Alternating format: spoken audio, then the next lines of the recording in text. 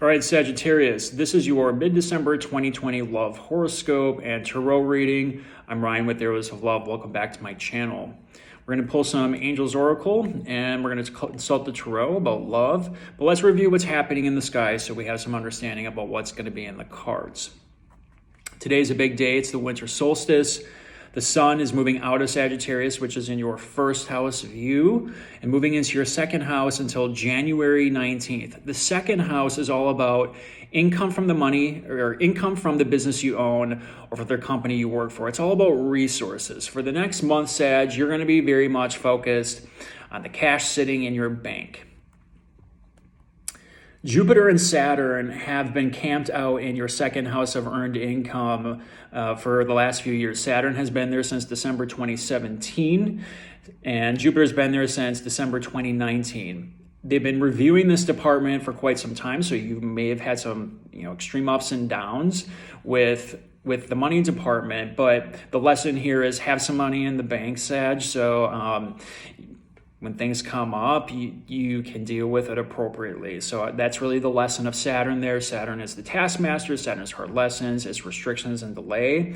It's been meeting up with Jupiter, which is the exact opposite energy. It's very benefic. It's lucky. It expands whatever it's next to. Unfortunately, when it's sitting next to Saturn, it just expands Saturn's energy. So you could have been really worried about money and resources lately. That wouldn't surprise me.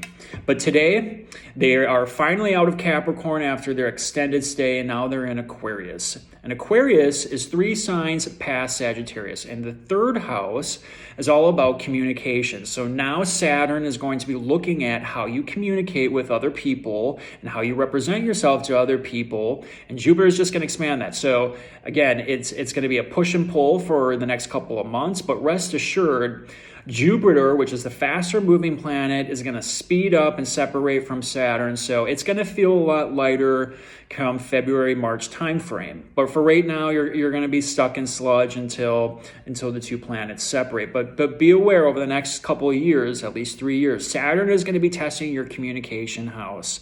So watch what you're putting in text messages, watch your emails, watch what you say to people. Make sure you're being authentic because that's what Saturn's going to be looking for the next 3 years. Venus, the goddess of love, money, and relationships, is sitting in your first house. It just moved there a few days ago out of Scorpio. It's going to be in Sagittarius until January 8th, so you got a few weeks of this good energy. The thing is, Jupiter is the ruler of Sagittarius. It's the dispositor of anything that's happening in Sagittarius.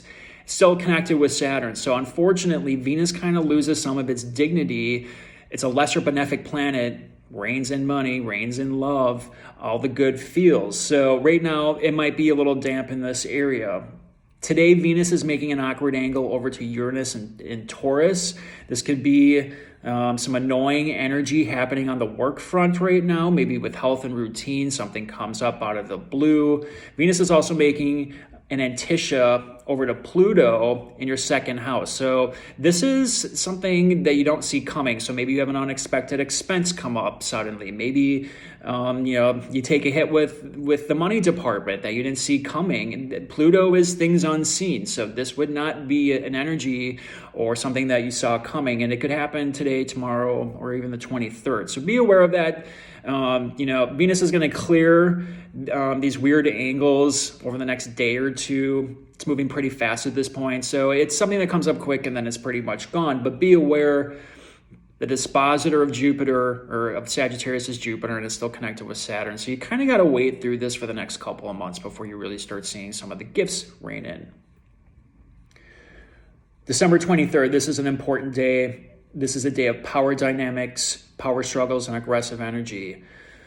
Warrior planet Mars, sitting in Aries, is making a challenging square aspect over to Pluto. So Mars is sitting in your 5th house of romance, fun and games, and children, creativity. Pluto sitting in your 2nd house has been there for quite a few years and will continue to be there until 2024, deconstructing that money department to make sure you're financially set and stable. Something might come up that there's power dynamics here. So it's aggressive energy. It's things we don't necessarily see coming. Again, it's Pluto. So, it's things from the underworld, things bubble up. So be aware of that, and watch the news on the 23rd too. So this is big stuff. Whenever Mars and Pluto hook up, we see some really strange things happen. And Mars is sitting in it. Mars rules Aries, and it just retrograded through your 5th house over September, October, November. So you might have been doing a lot of review on the love department, romance, children, fun and games. It just may have been really heavy energy during this time. Mars is now moving forward, and it's going to hit that square to Pluto again. It hit it 3 times over the last couple of months. This is the 3rd time, the last time before it finally moves on. But again, this is aggressive energy.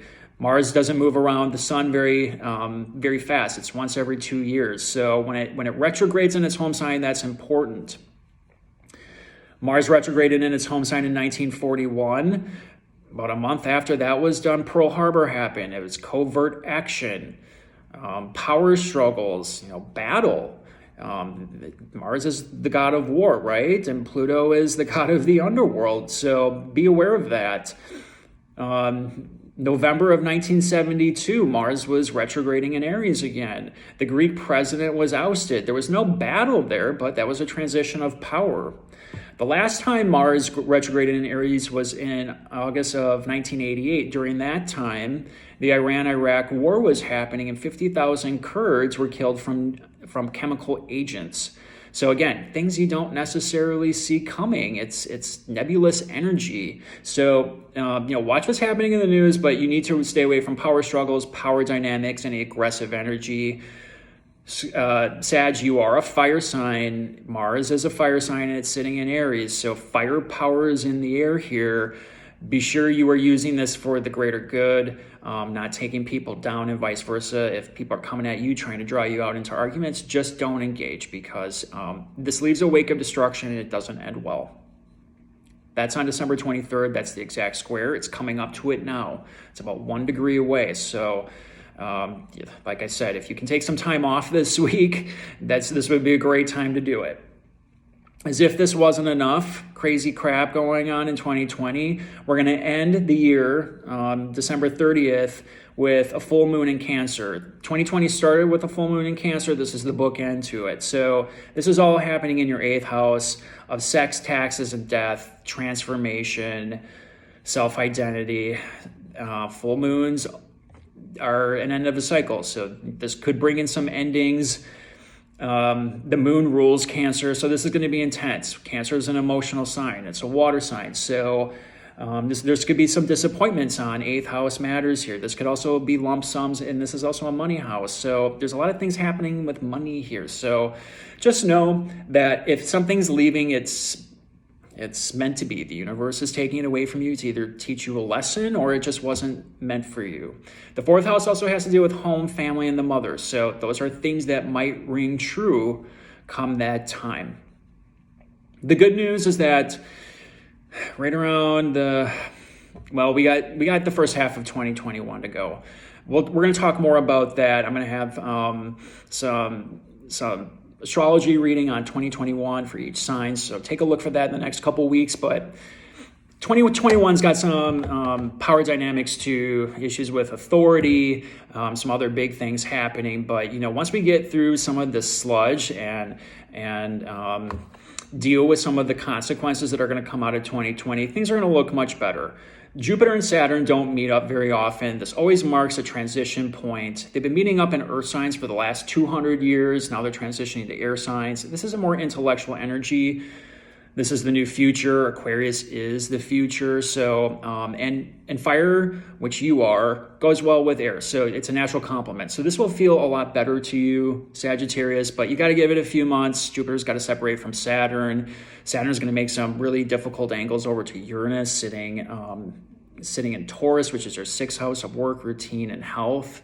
So take care of yourself over the next couple months. Be sure you are eating right, you're getting enough exercise, you're sticking to your routine, you're being of help to people when you can, because that will produce the best benefits. But there's going to be some challenging energy. I'm just going to warn you. So a lot on work, a lot of money, You're going to be tested on communication, possible endings, and intimacy. So just be aware of that. That's what's in here. So not a ton happening. Venus sitting in your house can bring a lot of attraction too. Don't get me wrong. Spotlight's still on you, but unfortunately, Venus is being dampened by its dispositor Jupiter. So we talked about that. Still sitting next to Saturn, and unfortunately, no one's going to get the benefit of this one. So give it a few months, but that doesn't mean love can't be found, Sag. You got to remain positive. Sagittarius, you are a positive sign. Jupiter's very jovial. You're the philosopher. You're the adventurer. You go the distance. So don't forget that. Know that there's a higher calling here if things have been kind of tough. Okay. All right. So let's pull some angels card. Let's clarify with the tarot. Let's see what's happening for you, Sag. Keep in mind, this is a general reading. This will not resonate with all of you. Take a look at your ascendant, moon, and Venus. Sometimes that will resonate with you more depending on what's happening in your natal chart. And of course, if you want a private reading, my email is in the description box below. So feel free to send me an email. My prices are reasonable. And we can talk about anything that might be happening. All right, Sag, here we go. Worth waiting for. Divine timing is at work in your love life. We just talked about this, right? You got to be patient for Jupiter to separate. Good things are coming, but we got to be patient. Honeymoon. Enjoy the bliss of holiday together. Oh, maybe you got someone on the radar. Manifesting someone, Sag. Those are happy cards. Let's see what's happening. Venus will bring in good stuff when she's in your house, so especially in your first house. So never know, but there's some tricky energy right now that you got to wait through. So be aware of that. Not necessarily on the love department. That full moon in Cancer can bring up stuff on intimacy though, so be aware of that. All right, let's clarify with the tarot. See what's going on, Sagittarius. The Lovers. There they are. The High Priestess. Page of Pentacles. Very nice. Someone's getting an offer or messages. Page of Swords. The Hanged Man.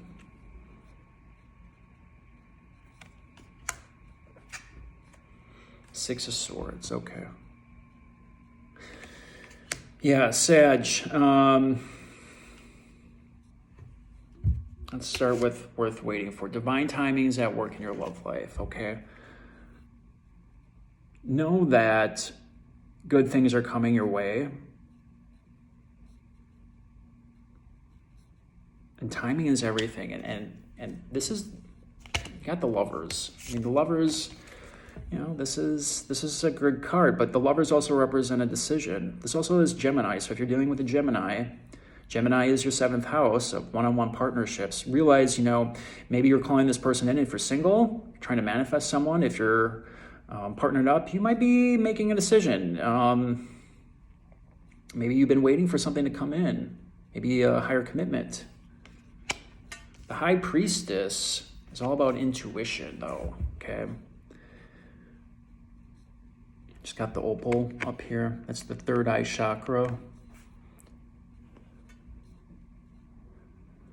There's also pomegranates in the background. So that is symbolic of pregnancy. So maybe some of you are making a decision to expand the family. If you're partnered up and you're thinking about making that decision, I would say the probability is pretty good right now. Pages represent children. They also represent messages too. So if you're partnered up and you're looking to expand the family, this would be a pretty good time. And I just noticed this, I forgot. Look at what's down here, the moon.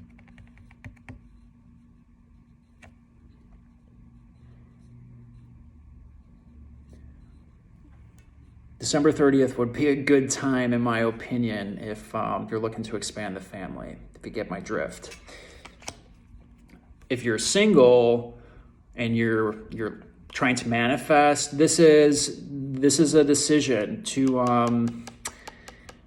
open up your intuition, because you're going to get a message here. So maybe you got someone on the radar. Could be a Gemini, could be a Pisces. You're going to get a message, and it's interesting because you have two cards here. It's because the honeymoon, enjoy the bliss, right? But something happens here. If you're single, something happens here, because the end card is someone moving away from a situation. There's a lot of messages happening. Jupiter and Saturn are moving into your third house as of today. Got another page, which is messages. Page of Swords. This is an unemotional message. This could leave you thinking about something, possibly obsessively, especially with Pluto. Venus making that and Tisha over to Pluto. Pluto's an obsessive thinking. And it's leaving you in suspense. You're not really sure. You're not really sure what's coming of this. You're not sure which direction to go.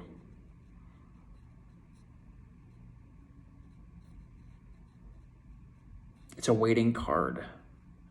There's a lot of waiting here. You're waiting for those happy feelings to come in. You're waiting for someone to take it to the next level. You're waiting for that commitment. If you're single. But I think someone's moving away from a situation. I'm not sure this is going to work out. Or you're leaving a situation behind that's holding you back. It's one or the other. But you need to use your intuition, and you got to make a decision. These two cards together tell me that you're being tested. Are you listening to your intuition? If there's red flags here, you're getting the red flag messages for a reason, and this is a decision. What are you going to do?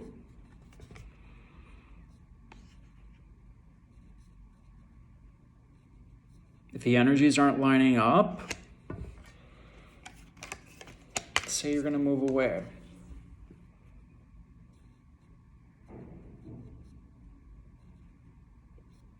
But love is worth waiting for. The right partner is worth waiting for. And this is you waiting for that person. This is the waiting card. This is you waiting for something to come in. If it's a message, if it's to expand the family, like I mentioned before, if it's to hear something from your love interest, you know, there might be some good feelings happening right now, but there might be something that's just not clicking just quite yet, or you get a message that, like I said, 23rd is going to be a rough day.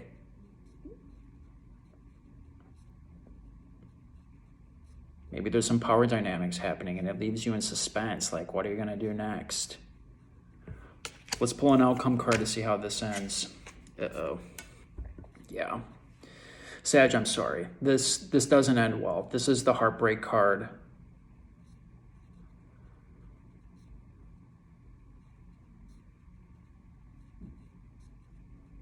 Just know that endings happen for a reason, especially that 8th house. I said Cancer, it's our 8th house of endings, so it can be an emotional one. I would say if you're partnered up, maybe things just are not working out, and you decide to take a little bit of a break. Maybe if you're single and you're trying to date someone, maybe you're walking away from the situation. But yeah, these two together. Let's pull one more. Yeah, I like this. See, the tarot is fascinating because, Sag, I don't usually pull another card, but because you had the 3 of Swords, I want to know what comes next for you. It's the Fool. It's the new journey. So you are going to start that new journey, right? You got some great things coming your way. but we got to wait for Saturn. So give it a couple months, right? Make sure you heal yourself. Make sure you're taking care of yourself during this time. Your health is going to be really important. Finances are going to be important. So, focus on what is in your control right now. Someone leaves the picture, or if you're leaving the picture, know that you're starting the new journey. The Fool is the new journey in the Tarot. The Tarot is all about the Fool's journey through the major arcana. This is the new start. So that's always a good thing. It's a good thing. It's a new year. Leave 2020 behind. Take your lessons and go. All right, Sag, if you enjoyed this video, please subscribe, click that like button. We're going to talk more about 2021 in the coming weeks. Until next time, have a nice holiday, stay safe, and we'll talk to you later.